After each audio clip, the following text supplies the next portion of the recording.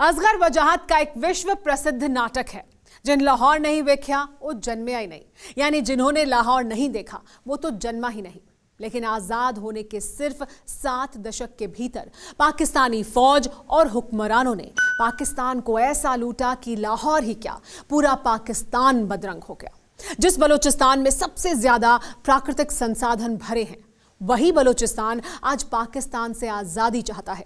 पाकिस्तान आज एक failed state बन चुका है। अब पाकिस्तान के पास खुद को गिरवी रखने के अलावा कोई ऑप्शन नहीं बचा है। चीन ने पाकिस्तान में ताबड़तोड़ इन्वेस्टमेंट करके इमरान के मुल्क को अपना गुलाम बना लिया है। पाकिस्तान ने जमीर के साथ जमीन भी ड्रैगन को बेच दी है। टेली सीरीज के इस एपिसोड में देखिए पीओके, लैंड ऑफ कॉन्स्पिरेसी। वज़ीर आज़म इमरान खान ने द्यामिर बादशाह डैम साइट का दौरा किया। Army chief general Qamar Javed Bajwa और DG ISI lieutenant general Faiz Hamid भी वज़ीर आज़म के हमरा थे।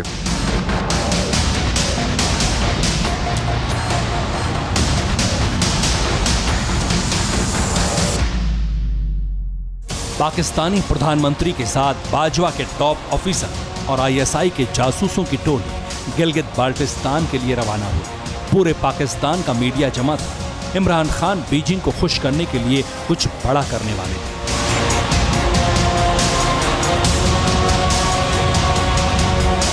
ये 15 जुलाई 2020 की बात है। इमरान खान ने बड़ी जल्दबाजी में POK की जमीन पर दियामारा बाशा डैम का उद्घाटन किया। इमरान को यह ऑर्डर चीन से मिला था। हुक्म की तामील करना मजबूरी थी, क्योंकि सिंधु नदी पर बने इस डैम की एक एक ईंट में ड्रैगन का पैसा लगा था।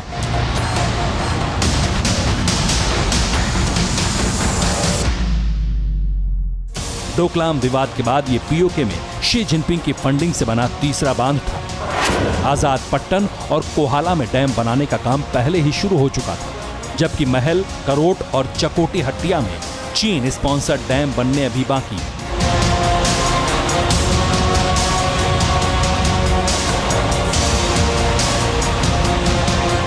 पाकिस्तान और चीन की ये सारी partnership China Pakistan economic corridor के लिए है। POK को यूनाइटेड नेशंस के किसी भी रेजोल्यूशन में पाकिस्तान का हिस्सा नहीं माना गया। इसके बावजूद वो POK की जमीन पर दूसरे मुल्क के साथ डील कर रहा है। दरअसल पाकिस्तान की इन सारी डील्स के पीछे एक डर छिपा है, POK छिन जाने का डर।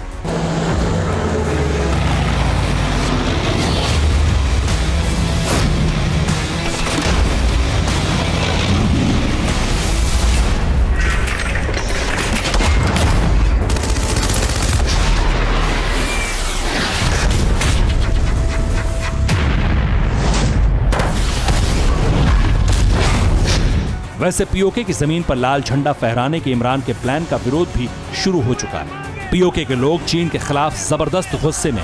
ये विरोध चीन को नई साजिशों के लिए उकसा रहा है।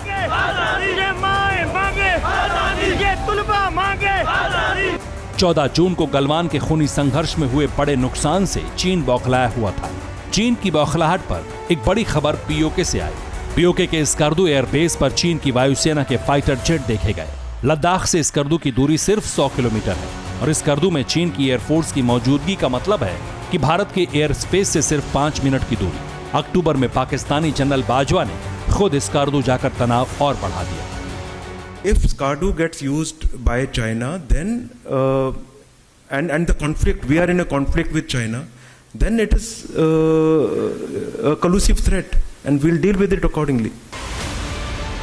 अब जरा चीन की टकसाल के आगे POK को गिरवी रखने के पीछे पाकिस्तान की मंशा समझ लीजिए। दरअसल कश्मीर से आर्टिकल 370 हटने के बाद पाकिस्तान को यह डर है कि भारत POK पर अंतिम कब्जा कर सकता है। इसलिए पाकिस्तान POK में कई प्रोजेक्ट शुरू करके चीन को हिस्सेदार बना रहा है, ताकि अगर POK में भारत कोई मिलिट्री कार्रवाई करता है तो चीन रोड़ा बन जाएगा। ये तो थी POK की बात। पैसों की खातिर पाकिस्तान ने अपनी जमीन भी चीन को सौंप दी। कराची के दक्षिण में 2 द्वीपों को पाकिस्तान ने चीन को बेच दिया। सीपेक के नाम पर इस गुलाम का अपने आका के सामने ये एक और समर्पण था। पैसों के लिए इमरान अपनी ही जमीन का सौदा विस्तारवाद के सबसे बड़े खलनायक से कर बैठे। डील डन हुई तो सिंध में बगावत शुरू हो गई।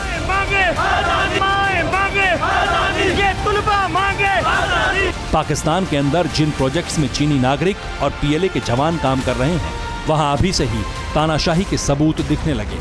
ये चीनी अधिकारी पाकिस्तान में पाकिस्तानियों को नमाज नहीं पढ़ने दे रहे और जो पढ़ रहा है उसके साथ मारपीट कर रहे हैं।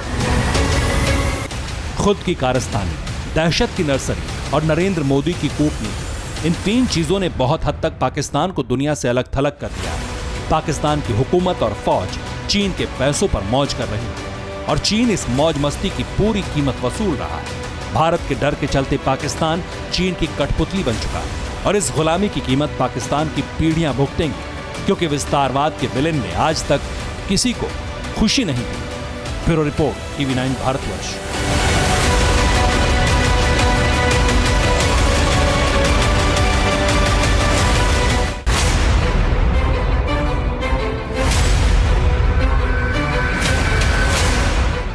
न्यूज़ टॉप 9 रोज सुबह 7 बजे और शाम 7 बजे सिर्फ TV9 भारतवर्ष पर।